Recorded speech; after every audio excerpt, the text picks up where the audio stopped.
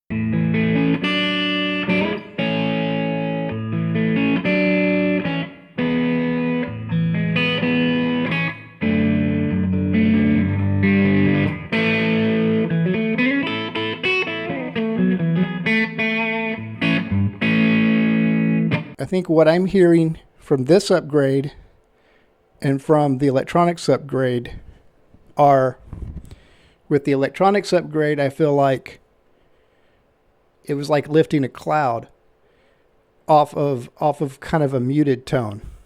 So I hear a lot more clarity. I hear what I call top end sizzle, which is a very distinct character of Eddie's tone. Whenever I hear Van Halen live clips, that's the sound that I'm expecting to hear. And I was never able to get it from my Wolfgang Standard until the electronics upgrade happened.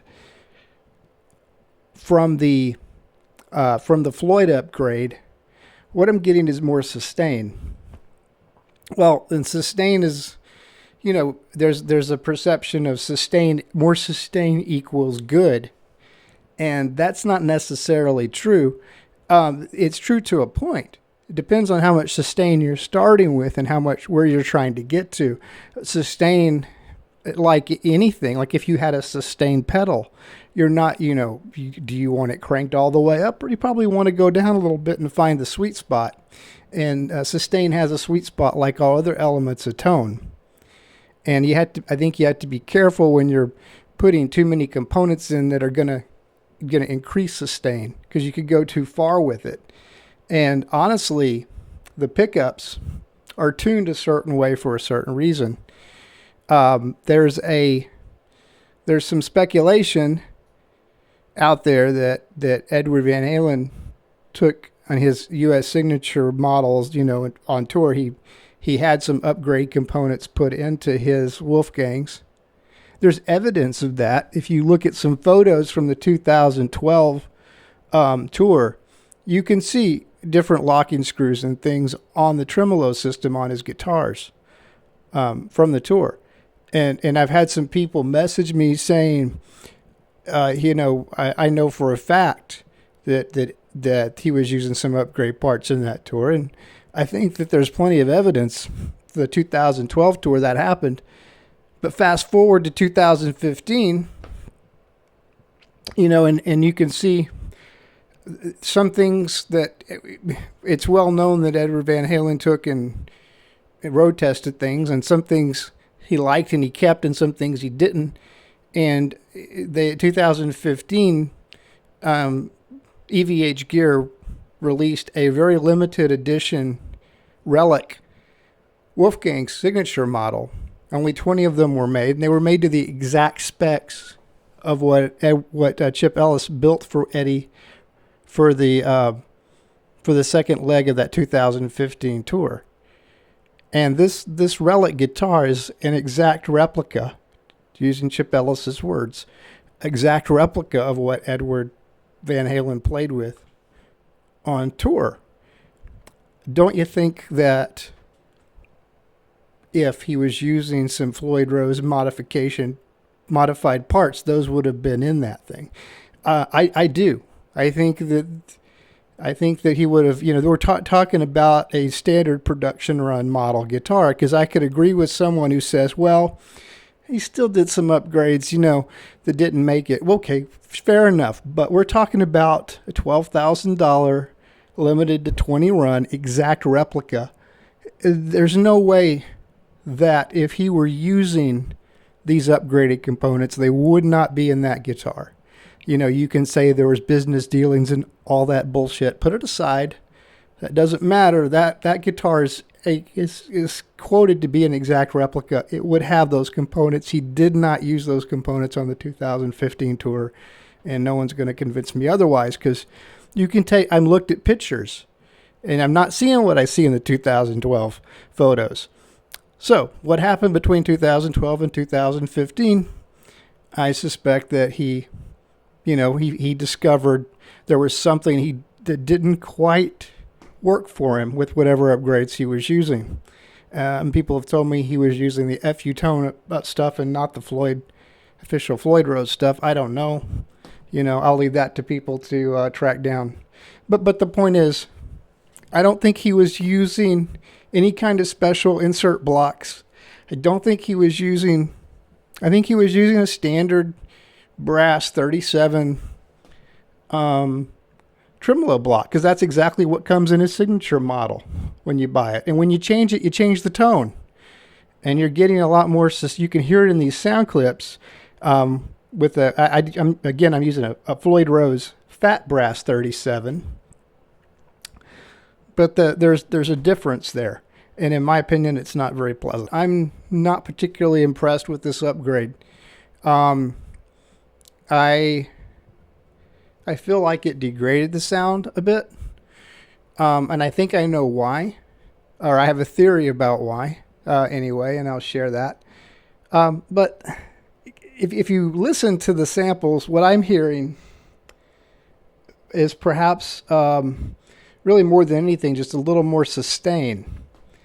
And there's also a bit of like a metallic, I don't mean this in a good way, kind of a more mechanical metallic kind of tone to the sound that almost, this is being, everything you're hearing is the guitar direct into a 6505 head, into a 1x12 Mesa Boogie cab. But there's a mechanical type sound, almost making it sound like it's a modeler or something. I really don't like that at all. And I have a suspicion that that's coming from the titanium blocks, but I don't know that for sure. I'm going to do some experiments to find out. And I'll let you know what I find out. But the reason I say that is because if you ever used a metal pick on an electric, for me, I've gotten sort of that same kind of tone. And those titanium blocks are the only thing that I changed where I have a point of contact with the string itself. So I'm guessing that might be contributing to that. And the sustain is unreal. I think that the tone block is doing something clearly, but I don't know that it's a good thing in this case. And everybody, when you're watching YouTube videos of companies that sell these Floyd Rose upgrade parts, of course, they're going to talk about the advantages of what you're hearing after upgrade. And you got to remember they're people. They have families to feed. They have companies to keep going. And of course, not every upgrade is right for every player and every guitar. But you're never going to hear them say that to you because they have a product to sell. And that's what's going on, I think. It's you have to use your own judgment to qualify if this is a good upgrade for you. And also, of course, tone is a subjective thing. What you like and what I like are different things. I think what you could say is not subjective. In the case of what I'm trying to go after here, obviously I have a Wolfgang guitar. Obviously I have a 6505 amp.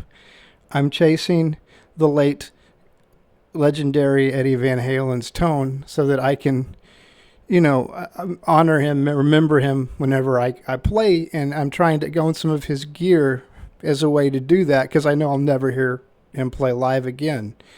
And so although I'll never play like him, I'm getting, when I plug everything in and I play to the best of my ability, some of his music, it's my way of kind of going back there a little bit. And that's what I'm after. And I feel like I really pretty much nailed what I'm looking for with the electronics upgrade. I do plan to get a 5150 head at some point as well. I started with the 6505 just because I've always loved the 5150 amp, and I've listened to a lot of comparison videos of the, I knew I was going to have to go with the mini head because where I live, there's no way I can have a full-size head.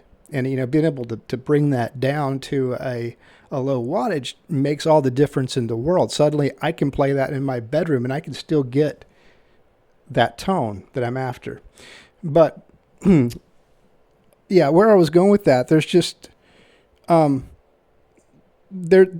what's not subjective about tone is when you take and you say, how close can I get to this specific artist's sound? I think you can actually measure that. And for what I'm getting from this upgrade, I feel like I'm going further away from that, not closer to it with the Floyd Rose upgrade. So my plan, the great thing about this is that this is the electronics upgrade is a little harder to downgrade from, but the Floyd Rose upgrade is going to be one where I can do this progressively. I'm going to swap out the blocks first and see how I like that sound when I change the strings again. And then if that doesn't get me back to where I want to be, and I suspect there'll still be too much sustain, in that case I will probably order a standard size Floyd Rose block. Because I do want a brass block in this. I don't think that I need the oversized fat brass block. I think it's adding just a little too much sustain and taking away from where I want to be with the tone.